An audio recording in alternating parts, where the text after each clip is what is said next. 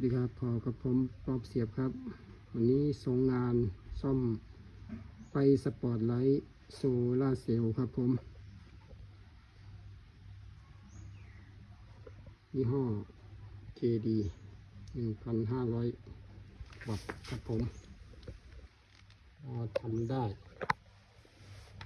โอเคทำไมครับมาเลยอาการไฟชาร์จเขาแต่ว่าติดนะครับอันนี้ติดแล้วนะครับนี่รอยปกตินะครับอันนี้ก็ติดเลยนะครับ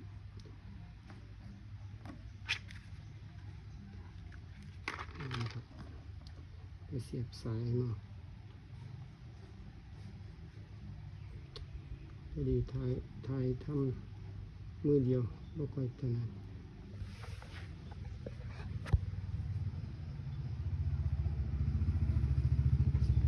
นี่ครับเดี๋ยวเข้าไป